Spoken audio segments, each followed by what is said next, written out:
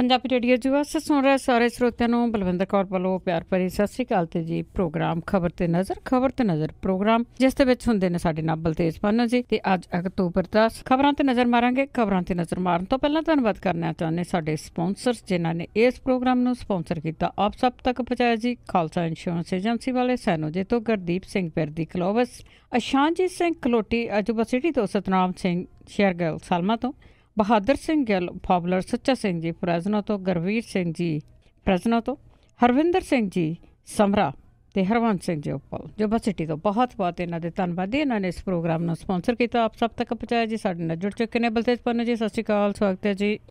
ਜੀ ਧੰਨਵਾਦ ਜੀ, ਬਹੁਤ ਮਿਹਰਬਾਨੀ। ਅੱਜ ਜੀ ਸਾਰਿਆਂ ਤੋਂ ਪਹਿਲਾਂ ਖਬਰ ਕਰਦੇ ਹਾਂ ਕਿ ਜਿਹੜੀ ਸੋਸ਼ਲ ਮੀਡੀਆ 'ਤੇ ਵੀ ਘੁੰਮ ਰਹੀ ਆ ਅਤੇ ਅਖਬਾਰਾਂ ਦੀਆਂ ਸੁਰਖੀਆਂ ਵੀ ਬਣੀਆਂ। SGPC ਆਪਣਾ ਕੁਲਦੀਪ ਨਈਅਰ ਤੋਂ ਜੋ ਸਨਮਾਨ ਦਿੱਤਾ ਸੀਗਾ ਵਾਪਸ ਲਵੇਗੀ। ਬਿਲਕੁਲ ਜੀ, ਇਹ ਬੜਾ ਹਾਸੋਹੀਣਾ ਜਿਹਾ ਫੈਸਲਾ ਜਿਹੜਾ ਜੀ ਉਹ ਕਿਹਾ ਜਾ ਸਕਦਾ ਹੈ। ਸ਼੍ਰੋਮਣੀ ਗੁਰਦੁਆਰਾ ਪ੍ਰਬੰਧਕ ਕਮੇਟੀ ਨੇ ਮੀਟਿੰਗ ਜਿਹੜੀ ਫਤਿਹਗੜ੍ਹ ਸਾਹਿਬ ਦੇ ਵਿੱਚ ਲਾਈ, ਉਹਦੇ ਵਿੱਚ ਇਹ ਫੈਸਲਾ ਅੰਤਰਿਮ ਕਮੇਟੀ ਦੀ ਮੀਟਿੰਗ ਦੇ ਵਿੱਚ ਜਿਹੜਾ ਜੀ ਉਹ ਕੀਤਾ ਗਿਆ। ਕਿਰਪਾਲ ਸਿੰਘ ਬਡੂਗਰ ਪ੍ਰਧਾਨ ਨੇ, ਉਹਨਾਂ ਨੇ ਇਹਦੇ ਸੰਬੰਧੀ ਜਾਣਕਾਰੀ ਜਿਹੜੀ ਹੈ ਜੀ ਉਹ ਮੀਡੀਆ ਨੂੰ ਦਿੱਤੀ। ਇਹ ਕਿਹਾ ਕਿ ਸ਼੍ਰੋਮਣੀ ਕਮੇਟੀ ਦੇ ਵੱਲੋਂ ਸਾਲ 2006 ਦੇ ਵਿੱਚ ਜਿਹੜਾ ਇਹਨਾਂ ਨੂੰ ਸ਼੍ਰੋਮਣੀ ਪੱਤਰਕਾਰ ਦਾ ਸਨਮਾਨ ਦਿੱਤਾ ਗਿਆ ਸੀਗਾ, ਉਹ ਵਾਪਸ ਜਿਹੜਾ ਜੀ ਉਹ ਲਿਆ ਜਾਊਗਾ। ਕਾਰਨ ਜਿਹੜਾ ਜੀ ਇਹਦਾ ਇਹ ਦੱਸਿਆ ਗਿਆ ਕਿ ਜਿਹੜੇ ਕੁਲਦੀਪ ਨਈਅਰ ਹੋਰੀ ਨੇ, ਉਹਨਾਂ ਨੇ ਇੱਕ ਆਪਣੀ ਜਿਹੜੀ ਆਟੋਬਾਇਓਗ੍ਰਾਫੀ ਲਿਖੀ ਆ, ਉਹਦੇ ਵਿੱਚ ਜਰਨੈਲ ਸਿੰਘ ਭਿੰਡਰਾਂਵਾਲਿਆਂ ਹੋਰਾਂ ਦੇ ਉੱਤੇ ਕੁਝ ਟਿੱਪਣੀਆਂ ਜਿਹੜੀਆਂ ਜੀ ਉਹ ਕੀਤੀਆਂ ਨੇ, ਜਿਹਦੇ ਕਰਕੇ ਇਹ ਸਨਮਾਨ ਵਾਪਸ ਉਹਨਾਂ ਤੋਂ ਲਿਆ ਜਾ ਰਿਹਾ। ਕਿਤਾਬਾਂ ਪੜ੍ਹਨ ਦੇ ਸ਼ੌਕੀਨ ਵੀ ਜਿਹੜੇ ਜੀ ਉਹ ਇਹ ਕਹਿੰਦੇ ਆ ਕਿ ਉਹਨਾਂ ਨੇ ਬਹੁਤਿਆਂ ਨੇ ਅਜੇ ਇਹ ਜਿਹੜੀ ਹੈ ਜੀ ਪੜ੍ਹੀ ਨਹੀਂ ਸੀਗੀ। ਉਹਨਾਂ ਦੀ ਜਿਹੜੀ ਆਟੋਬਾਇਓਗ੍ਰਾਫੀ ਆ ਕੁਝ ਸਮਾਂ ਪਹਿਲਾਂ ਜਿਹੜਾ ਆਈ ਆ, ਸ਼ਾਇਦ ਉਹ ਹੁਣ ਜਿਹੜੇ ਜੀ ਉਹ ਬਹੁਤੇ ਪੜ੍ਹਨਗੇ ਕਿ ਕੀ ਟਿੱਪਣੀਆਂ ਜਿਹੜੀਆਂ ਉਹ ਕੁਲਦੀਪ ਨਈਅਰ ਹੋਰਾਂ ਨੇ ਕੀਤੀਆਂ ਨੇ। ਇੱਕ ਦੂਜੀ ਗੱਲ, ਇਹ ਕੋਈ ਸਮਾਂ ਸੀ ਜਦੋਂ ਸਿੱਖ ਮਸਲਿਆਂ ਦੇ ਬਾਰੇ ਜਾਂ ਪੰਜਾਬ ਦੇ ਬਾਰੇ ਦੇ ਵਿੱਚ, ਇਹ ਸਮਾਂ ਉਹ ਸੀਗਾ ਜਦੋਂ ਸਾਕਾ ਨੀਲਾ ਤਾਰਾ ਤੋਂ ਐਨ ਬਾਅਦ ਵਾਲਾ, ਉਦੋਂ ਕੋਈ ਲੇਖਕ ਜਿਹੜਾ ਨੈਸ਼ਨਲ ਲੈਵਲ ਦਾ ਲੇਖਕ ਆ, ਜਿਹੜਾ ਬਹੁਤ ਸਾਰੀਆਂ ਅਖਬਾਰਾਂ ਦੇ ਵਿੱਚ ਛਪਦਾ, ਉਹ ਬੋਲਦਾ ਨਹੀਂ ਸੀ। ਕੁਲਦੀਪ ਨਈਅਰ ਹੋਰੀ ਇੱਕ ਲੇਖਕ ਇਸ ਤਰ੍ਹਾਂ ਦੇ ਸਨ ਜਿਹੜੇ ਉਦੋਂ ਜਿਹੜਾ ਜੀ ਉਹ ਸਿੱਖ ਕੌਮ ਦੇ ਵਾਸਤੇ ਉਹਨਾਂ ਨੇ ਹਾਂ ਦਾ ਨਾਰਾ ਜਿਹੜਾ ਉਹ ਮਾਰਿਆ ਸੀਗਾ। ਸੋ ਹੁਣ ਇਹ ਜਾਂ ਤਾਂ ਇਹ ਆ ਕਿ ਜਿਹੜਾ ਜਸਟਿਸ ਰਣਜੀਤ ਸਿੰਘ ਹੋਰਾਂ ਵਾਲਾ ਕਮਿਸ਼ਨ ਆ, ਉਹਦੇ ਮੂਹਰੇ ਪੇਸ਼ ਹੋਣ ਦੇ ਮਾਮਲੇ ਜਿਹੜੀ ਕੁੜਕੀ 'ਚ ਆਈ ਸ਼੍ਰੋਮਣੀ ਗੁਰਦੁਆਰਾ ਪ੍ਰਬੰਧਕ ਕਮੇਟੀ ਆ, ਉਹ ਧਿਆਨ ਡਾਈਵਰਟ ਕਰਨਾ ਚਾਹੁੰਦੀ ਹੈ। ਕਿਉਂਕਿ ਜਿਹੜੀ ਪ੍ਰੈਸ ਕਾਨਫਰੰਸ ਵੀ ਕੱਲ੍ਹ ਇਸ ਮੀਟਿੰਗ ਤੋਂ ਬਾਅਦ ਹੋਈ, ਉਹਦੇ ਵਿੱਚ ਬਹੁਤੇ ਸਵਾਲ ਜਿਹੜੇ ਸੀਗੇ ਜੀ ਪੱਤਰਕਾਰਾਂ ਨੇ ਜਸਟਿਸ ਰਣਜੀਤ ਸਿੰਘ ਕਮਿਸ਼ਨ ਹੋਰਾਂ ਮਾਮਲੇ ਦੇ ਬਾਰੇ ਦੇ ਵਿੱਚ ਜਿਹੜਾ ਜੀ ਉਹ ਪੁੱਛੇ। ਕਿਰਪਾਲ ਸਿੰਘ ਬਡੂਗਰ ਹੋਰਾਂ ਨੇ ਇਸ ਕਮਿਸ਼ਨ ਨਾਲ ਜੁੜੇ ਹੋਏ ਕਿਸੇ ਵੀ ਸਵਾਲ ਦਾ ਜਵਾਬ ਦੇਣ ਤੋਂ ਨਾ ਜਿਹੜੀ ਸੀ ਉਹ ਕਰ ਦਿੱਤੀ। ਸੋ ਅੱਗੋਂ ਜਿਹੜੇ ਸ਼੍ਰੋਮਣੀ ਗੁਰਦੁਆਰਾ ਪ੍ਰਬੰਧਕ ਕਮੇਟੀ ਤੋਂ ਇਨਾਮ ਲੈਣ ਵਾਲੇ ਸੱਜਣ ਨੇ ਜੀ, ਉਹ ਇਸ ਗੱਲ ਦਾ ਧਿਆਨ ਰੱਖਣ ਕਿ ਜਿਹੜਾ ਇਨਾਮ ਦੇਣਗੇ ਉਹਦੇ ਥੱਲੇ ਹੋ ਸਕਦਾ ਹੈ ਲਾਈਨ ਜਿਹੜੀ ਉਹ ਲਿਖ ਦਿੱਤੀ ਜਾਵੇ ਕਿ ਜਦੋਂ ਸਾਨੂੰ ਠੀਕ ਨਾ ਲੱਗਿਆ ਅਸੀਂ ਇਹ ਸਨਮਾਨ ਉਦੋਂ ਵਾਪਸ ਲੈ ਲਾਂਗੇ। ਬਿਲਕੁਲ, ਇਹ ਤਾਂ ਮਰਜ਼ੀ ਹੋ ਗਈ ਹੈ ਨਾ ਹੁਣ। ਤੇ ਅੱਗੇ ਆਪਾਂ ਪੰਜਾਬ ਦੇ ਵਿੱਚ ਟਰੱਕਾਂ ਨੇ ਚੱਕਾ ਜਾਮ ਕੀਤਾ। ਕਦੀ ਇਹ ਪੁਰਾਣੇ ਟਰੱਕਾਂ ਦੀ ਜਿਹੜੀ ਸੇਲ ਆ, ਉਹਦੇ ਉੱਤੇ 28% GST ਲਾਉਣ ਦੇ ਖਿਲਾਫ all India motor transport Congress ਦੇ ਸੱਦੇ ਦੇ ਉੱਤੇ ਪੰਜਾਬ ਟਰੱਕ ਆਪਰੇਟਰ ਯੂਨੀਅਨ ਦੇ ਜਿਹੜੀ ਸੀ ਜੀ, ਇਹਨੇ ਹਜ਼ਾਰਾਂ ਆਪਰੇਟਰਾਂ ਨੇ ਜਿਹੜਾ ਸੀਗਾ ਇਹ ਚੱਕਾ ਜਾਮ ਰੱਖਿਆ। ਔਰ ਯੂਨੀਅਨ ਨੇ ਪੰਜਾਬ ਭਰ ਦੇ ਅੰਦਰ 90,000 ਦੇ ਕਰੀਬ ਟਰੱਕਾਂ ਦਾ ਜਿਹੜਾ ਸੀਗਾ ਜੀ ਇਹ ਚੱਕਾ ਜਾਮ ਰੱਖਿਆ। ਔਰ ਇਹ ਕਿਹਾ ਕਿ 30 ਕਰੋੜ ਰੁਪਏ ਦਾ ਨੁਕਸਾਨ ਇੱਕ ਦਿਨ ਦੇ ਵਿੱਚ ਜਿਹੜਾ ਜੀ ਉਹ ਹੋਇਆ ਦੱਸਿਆ ਜਾਂਦਾ। ਇਹ ਟਰੱਕ ਜਿਹੜੇ ਆ ਜੀ ਉਹ ਬੰਦ ਹੋਣ ਕਰਕੇ ਇਹਦੇ ਨਾਲ ਜਿਹੜਾ ਸੀਗਾ ਜੀ ਪੰਜਾਬ ਭਰ ਦੇ ਵਿੱਚ ਜਿਹੜੀ ਸਟ੍ਰਾਈਕ ਕੀਤੀ ਗਈ, ਇਹਦੇ ਨਾਲ ਜਿਹੜਾ ਜੀ ਬਿਲਕੁਲ ਠੱਪ ਹੋ ਗਿਆ ਕੰਮ ਮੰਡੀਆਂ ਦੇ ਵਿੱਚ, ਖਾਸ ਤੌਰ ਦੇ ਉੱਤੇ ਜਿਹੜਾ ਝੋਨਾ ਇਸ ਵੇਲੇ ਚੱਲ ਰਿਹਾ। ਔਰ ਜਿਹੜੀਆਂ ਸਬਜ਼ੀਆਂ ਵਗੈਰਾ ਇੱਕ ਤੋਂ ਦੂਜੀ ਜਗ੍ਹਾ ਦੇ ਉੱਤੇ ਲਿਜਾਈਆਂ ਜਾਂਦੀਆਂ ਨੇ, ਉਹਦੇ ਉੱਤੇ ਵੀ ਬਹੁਤ ਵੱਡਾ ਜਿਹੜਾ ਜੀ ਉਹ ਵਿਘਨ ਪਿਆ। ਬੇਸ਼ੱਕ ਟਰੱਕ ਯੂਨੀਅਨਾਂ ਜਿਹੜੀਆਂ ਉਹ ਪੰਜਾਬ ਸਰਕਾਰ ਨੇ ਤੋੜ ਦਿੱਤੀਆਂ ਸੀਗੀਆਂ, ਇਹਦੇ ਬਾਵਜੂਦ ਕਿਉਂਕਿ ਇਹ ਜਿਹੜਾ ਮਾਮਲਾ ਅਜੇ ਵਿੱਚ ਵਿਚਾਲੇ ਜੇ ਲਮਕੀ ਜਾਂਦਾ, ਇਸ ਕਰਕੇ ਯੂਨੀਅਨ ਇਹ ਇਕਜੁੱਟ ਲੱਗੀਆਂ ਜੀ ਇਸ ਮਸਲੇ ਦੇ ਉੱਤੇ। ਇਹਦੇ ਵਿੱਚ ਜਿਹੜੀ ਟਰੱਕ ਯੂਨੀਅਨ ਤੋੜ ਮਾਮਲਾ ਸੀਗਾ ਜੀ ਉਹ ਬਹੁਤ ਜ਼ਿਆਦਾ ਉਹਦਾ ਅਸਰ ਦਿਖਾਈ ਨਹੀਂ ਦਿੱਤਾ। ਇਕਜੁੱਟ ਹੋ ਕੇ ਸਾਰੀਆਂ ਜਿਹੜੀਆਂ ਯੂਨੀਅਨ ਸੀਗੀਆਂ ਪੁਰਾਣੀਆਂ, ਉਹਨਾਂ ਨੇ ਇਕੱਠਿਆਂ ਜਿਹੜਾ ਸੀਗਾ ਇਹ ਚੱਕਾ ਜਾਮ ਕੀਤਾ। ਇਹ ਸਿਰਫ ਪੰਜਾਬ ਦੇ ਵਿੱਚ ਨਹੀਂ ਹੋਇਆ ਜੀ, ਬਹੁਤ ਸਾਰੇ ਹੋਰ ਸੂਬਿਆਂ ਦੇ ਵਿੱਚ ਵੀ ਜਿਹੜੀ ਇਹ ਟਰੱਕ ਯੂਨੀਅਨਾਂ ਦੀ ਹੜਤਾਲ ਸੀਗੀ ਉਹਨੇ ਢੋਆ ਢੁਆਈ ਦੇ ਕੰਮ ਦੇ ਵਿੱਚ ਵੱਡਾ ਵਿਘਨ ਜਿਹੜਾ ਸੀਗਾ ਜੀ ਉਹ ਪਾਇਆ।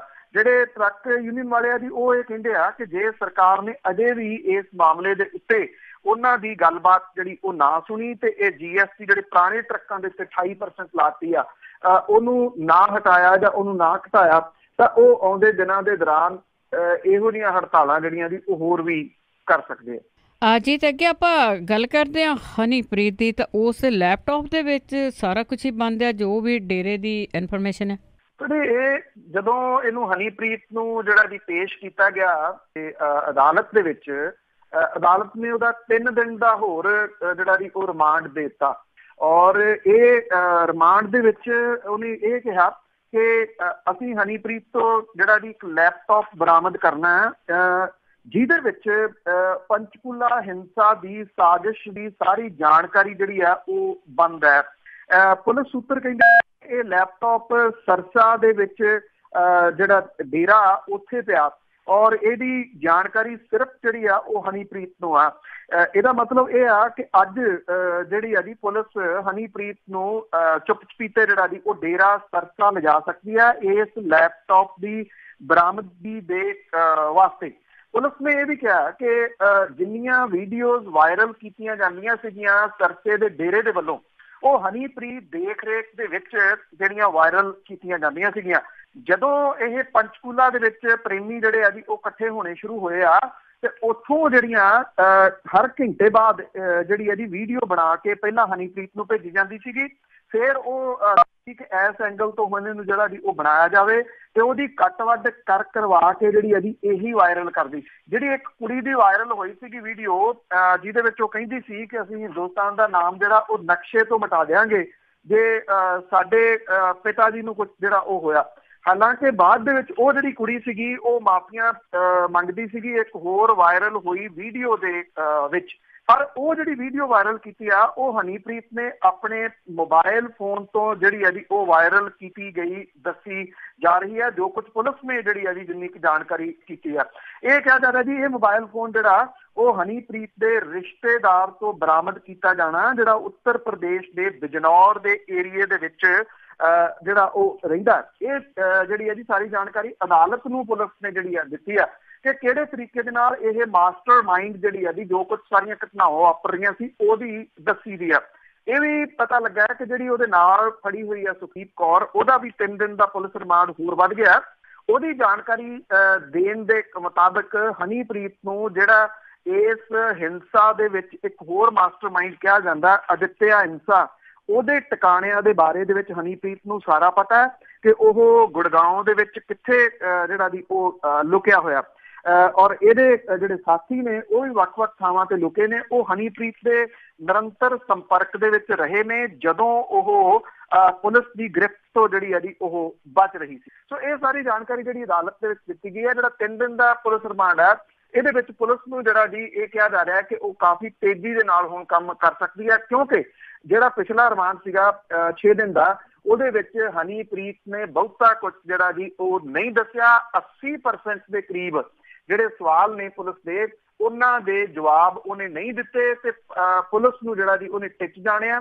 ਇਹ ਕਿਹਾ ਜਾ ਰਿਹਾ ਜੀ ਕਿ ਜਦੋਂ ਇਹ ਹਨੀਪ੍ਰੀਤ ਇੱਥੇ ਪੁਲਿਸ ਤੋਂ ਬਚ ਰਹੀ ਸੀਗੀ ਉਸ ਟਾਈਮ ਜਿਹੜਾ ਜੀ ਉਹ ਲਗਾਤਾਰ ਵੱਖ-ਵੱਖ ਵਕੀਲਾਂ ਦੇ ਨਾਲ ਜਿਹੜੀ ਆ ਜੀ ਉਹ ਮੀਟਿੰਗਾਂ ਕਰ ਰਹੀ ਸੀ ਔਰ ਵਕੀਲਾਂ ਦੇ ਘੜੇ ਘੜਾਏ ਜਿਹੜੇ ਜਵਾਬ ਆ ਉਹ ਪੁਲਿਸ ਨੂੰ ਦੇ ਰਹੀ ਆ।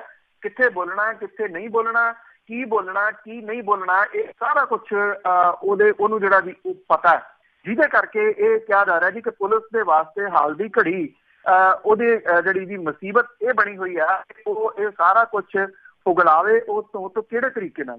ਜੀ ਜੀ ਬਿਲਕੁਲ ਐਡਾ ਡੇਰਾ ਚਲਾਉਣਾ ਕੁਛ ਤਾਂ ਹੈਗਾ ਨਾ ਉਸ ਦੇ ਵਿੱਚ।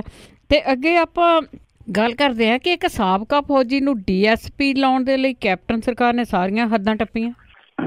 ਇਹ ਕਿਹਾ ਜਾ ਰਿਹਾ ਜੀ ਕਿ ਇੱਕ ਤਾਂ ਪਹਿਲਾਂ ਜਿਹੜਾ ਸਾਬਕਾ ਮੁੱਖ ਮੰਤਰੀ ਜਿਹੜੇ ਬੇਅੰਤ ਸਿੰਘ ਜੀ ਉਹਨਾਂ ਦੇ ਪੋਤਰੇ ਗੁਰਇਕਬਾਲ ਨੂੰ DSP ਲਾਉਣ ਦੇ ਵਾਸਤੇ ਨਿਯਮਾਂ ਦੇ ਵਿੱਚ ਜਿਹੜੀ ਅਣਦੇਖੀ ਕੀਤੀ ਗਈ ਸੀ ਉਸ ਮਾਮਲੇ ਦੇ ਵਿੱਚ ਜਿਹੜੇ ਬੇਰੁਜ਼ਗਾਰ ਨੇ ਉਹ ਲਗਾਤਾਰ ਇਹਦੀ ਵਿਰੋਧਤਾ ਕਰ ਰਹੇ ਨੇ ਕਿਉਂਕਿ ਪੰਜਾਬ ਸਿੱਖਿਆ ਵਿਭਾਗ ਮਿਨਿਸਟਰੀ ਆਫ ਸਟਾਫ ਐਸੋਸੀਏਸ਼ਨ ਜਿਹੜੀ ਆ ਜੀ ਉਹ ਇਹ ਕਹਿੰਦੀ ਆ ਕਿ ਜਿਹੜੇ ਤਰੀਕੇ ਦੇ ਨਾਲ ਇੱਕ ਬਾਹਰਲੀ ਯੂਨੀਵਰਸਿਟੀ ਦੀ ਡਿਗਰੀ ਦੇ ਨਾਲ ਉਹਨਾਂ ਨੂੰ ਲਾਂਭੇ ਕੀਤਾ ਗਿਆ ਸੀ ਪੱਕੇ ਕਰਨ ਤੋਂ, ਤੇ ਦੂਜੇ ਪਾਸੇ ਉਹ ਇਸੇ ਤਰੀਕੇ ਦੇ ਨਾਲ ਇੱਕ ਬਾਹਰਲੀ ਡਿਗਰੀ ਦੇ ਨਾਲ DSP ਜਿਹੜਾ ਜੀ ਉਹ ਕਿਵੇਂ ਲਾ ਲਿਆ। ਔਰ ਇਹ ਮੁੱਦਾ ਜਿਹੜਾ ਜੀ ਫੇਰ ਇੱਕ ਵਾਰੀ ਭਖ ਰਿਹਾ। ਜਿਹੜੇ ਪੀੜਤ ਅਧਿਆਪਕ ਤੇ ਕਲਰਕ ਨੇ ਇਸ ਮੁੱਦੇ ਤੇ ਸੜਕਾਂ ਦੇ ਉੱਤੇ ਨਿਕਲਣ ਦਾ ਉਹਨਾਂ ਨੇ ਫੈਸਲਾ ਕੀਤਾ। ਇਸ ਸਭ ਨੂੰ ਲਾਂਭੇ ਕਰਦਿਆਂ ਹੋਇਆਂ ਇਹਦੇ ਬਾਵਜੂਦ ਪੰਜਾਬ ਜਿਹੜਾ ਜੀ ਇੱਥੇ ਜਿਹੜਾ CMO ਆਫਿਸ ਹੈ ਉਹਦੇ ਵੱਲੋਂ ਰਾਜਸੀ ਤੌਰ ਦੇ ਉੱਤੇ ਨਿਯੁਕਤ ਇੱਕ ਪ੍ਰਭਾਵਸ਼ਾਲੀ ਬੰਦੇ ਨੇ ਇੱਕ ਸਾਬਕਾ ਫੌਜੀ ਨੂੰ DSP ਭਰਤੀ ਕਰਾਉਣ ਲਈ ਜ਼ੋਰ ਜਿਹੜਾ ਜੀ ਉਹ ਪੂਰਾ ਲਾ ਦਿੱਤਾ। ਜਿਹੜੇ 200 ਕੰਟਰੈਕਟ ਮੁਲਾਜ਼ਮ ਨੇ ਉਹਨਾਂ ਦੇ ਗੁੱਸੇ ਦਾ ਪਹਿਲਾਂ ਹੀ ਸਰਕਾਰ ਨੂੰ ਜਿਹੜਾ ਜੀ ਉਹ ਸ਼ਿਕਾਰ ਹੋਣਾ ਪੈ ਰਿਹਾ। ਸਾਬਕਾ ਫੌਜੀਆਂ ਦੇ ਕੋਟੇ ਦੇ ਤਹਿਤ ਹੁਣ ਸਾਬਕਾ ਮੇਜਰ ਸੁਮੇਰ ਸਿੰਘ ਦੀ ਨਿਯੁਕਤੀ ਲਈ ਕੱਦ 'ਚ ਛੋਟ ਜਿਹੜੀ ਹੈ ਜੀ ਉਹ ਦਿੱਤੀ ਜਾ ਰਹੀ ਆ। ਸੋ ਸਾਲ ਭਰ ਮਾਮਲਾ ਇਹ ਠੰਡੇ ਬਸਤੇ 'ਚ ਪਿਆ ਰਿਹਾ, ਪਰ ਸੱਤਾ ਤਬਦੀਲੀ ਹੋਣ ਤੋਂ ਬਾਅਦ ਇਸ ਨਿਯੁਕਤੀ ਲਈ ਗ੍ਰਹਿ ਤੇ ਪਰਸੋਨਲ ਵਿਭਾਗ ਨੂੰ ਜਿਹੜਾ ਜੀ ਉਹ ਪ੍ਰਕਿਰਿਆ ਸ਼ੁਰੂ ਕਰਨ ਦੀ ਹਦਾਇਤ ਦਿੱਤੀ ਗਈ ਆ। ਮੁੱਖ ਮੰਤਰੀ ਉਹਨਾਂ ਦੀ ਪ੍ਰਵਾਨਗੀ ਤੋਂ ਬਾਅਦ ਗ੍ਰਹਿ ਵਿਭਾਗ ਦੇ ਵੱਲੋਂ ਲੋੜੀਂਦੀ ਕਾਰਵਾਈ ਲਈ ਫਾਈਲ ਅੱਗੇ ਤੋਰ ਦਿੱਤੀ ਗਈ ਆ, ਪਰ ਕਾਨੂੰਨ ਵਿਭਾਗ ਨੇ ਇਹਦੇ ਤੇ ਇਤਰਾਜ਼ ਜਿਹੜਾ ਜੀ ਉਹ ਲਾਤਾ ਹੈ।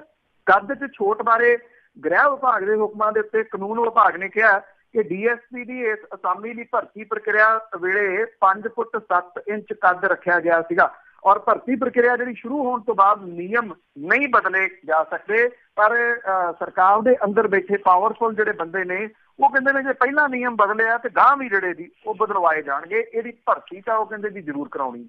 ਬਿਲਕੁਲ ਜੀ, ਫਰਕ ਕੋਈ ਨਹੀਂ ਸਰਕਾਰਾਂ ਦੇ ਵਿੱਚ, ਬੰਦੇ ਬਦਲੇ ਆ। ਤੇ ਅੱਗੇ ਆਪਾਂ ਪੇਂਡੂ ਡਿਸਪੈਂਸਰੀਆਂ ਦੀ ਜੇ ਗੱਲ ਕਰੀਏ ਤਾਂ ਅੱਧਿਆਂ ਦੇ ਲਾਗੇ ਛਾਗੇ ਉੱਥੇ ਵੀ ਅਸਾਮੀਆਂ ਖਾਲੀ।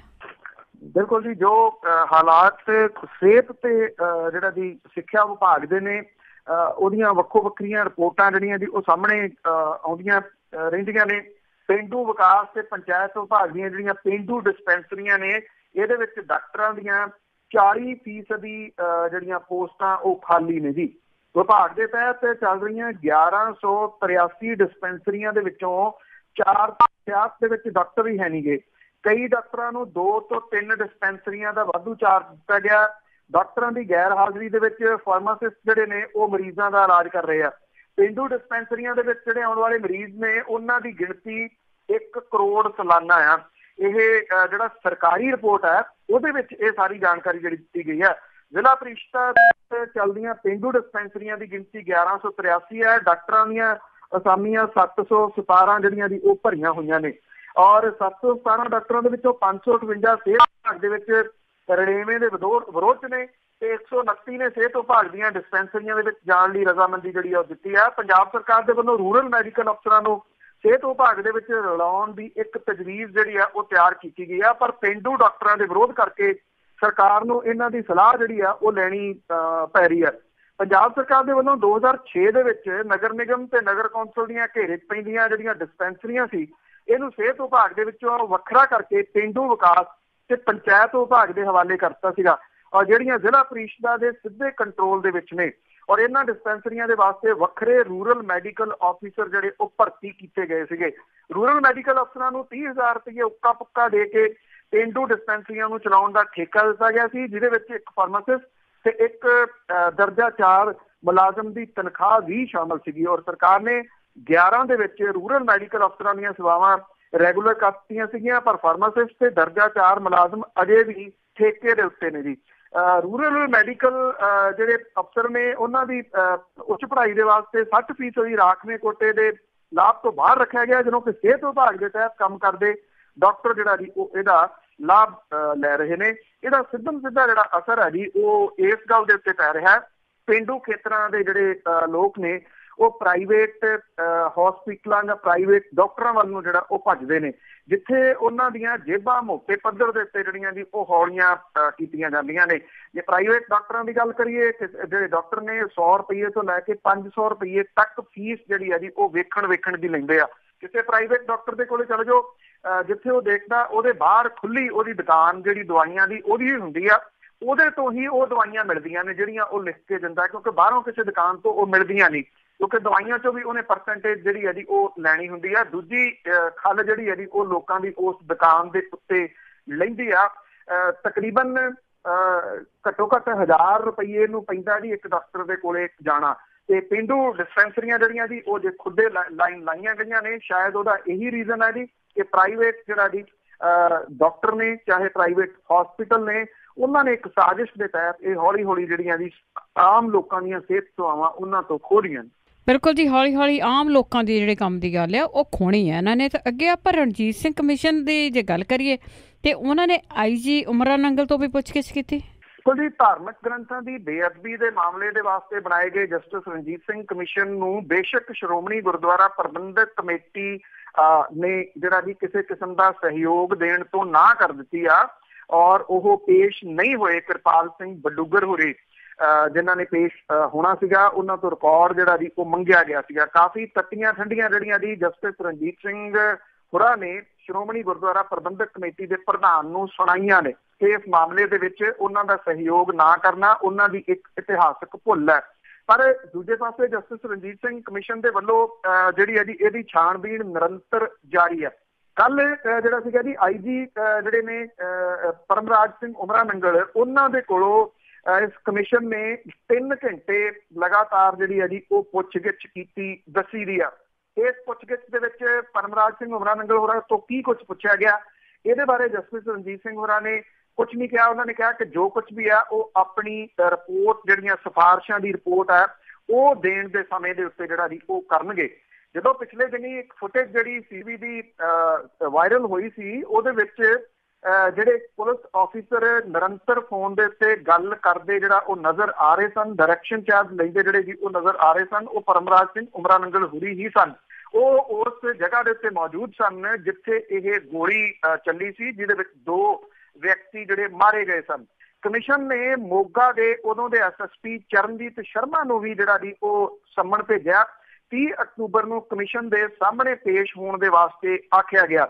ਇਹ ਵੀ ਪਤਾ ਲੱਗਾ ਹੈ ਕਿ ਇਸ ਜਸਟਿਸ ਰਣਜੀਤ ਸਿੰਘ ਹੋਰਾਂ ਦੇ ਕਮਿਸ਼ਨ ਨੇ ਜਿਹੜੇ ਇਹ ਪੁਲਿਸ ਆਫਿਸਰ ਨੇ ਪਰਮਰਾਜ ਸਿੰਘ ਉਮਰਾ ਨੰਗਲ ਜਾਂ ਚਰਨਜੀਤ ਸ਼ਰਮਾ, ਇਹਨਾਂ ਤੋਂ ਪਹਿਲਾਂ ਐਫੀਡੇਵਿਟ ਵੀ ਇਹਦੇ ਸੰਬੰਧੀ ਲਏ ਸੀਗੇ।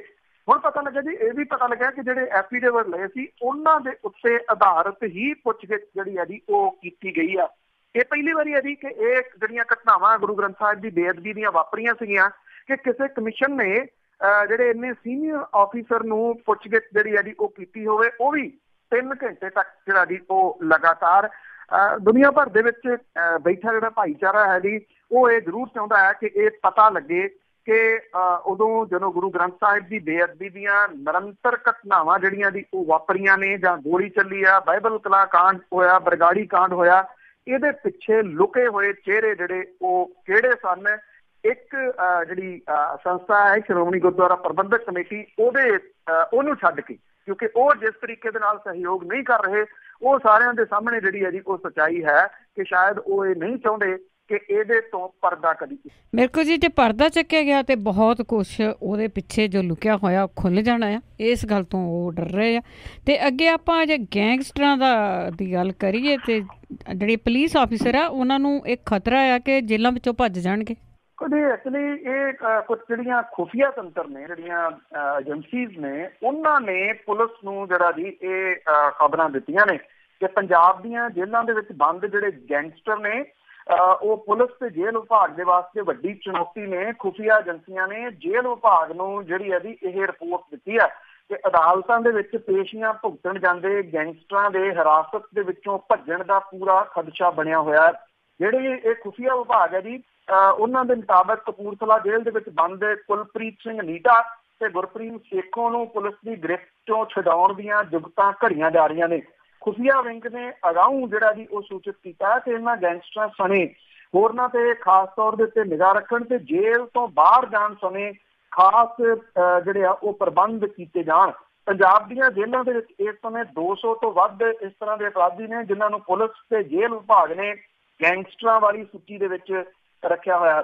ਔਰ ਪੁਲਿਸ ਅਧਿਕਾਰੀਆਂ ਦਾ ਦਾਅਵਾ ਹੈ ਕਿ ਇਹਨਾਂ ਦੇ ਵਿੱਚੋਂ 100 ਤੋਂ ਵੱਧ A ਕੈਟਾਗਰੀ ਦੇ ਗੈਂਗਸਟਰ ਨੇ ਜਿਨ੍ਹਾਂ ਦੇ ਖਿਲਾਫ 1 ਤੋਂ ਵੱਧ ਸੰਗੀਨ ਕੇਸ ਦਰਜ ਨੇ ਤੇ ਹਰ ਵੇਲੇ ਇਹ ਭੱਜਣ ਦੀ ਜਿਹੜੀ ਜੁਗਤ ਆ ਉਹ ਲਾਉਂਦੇ ਰਹਿੰਦੇ ਆ।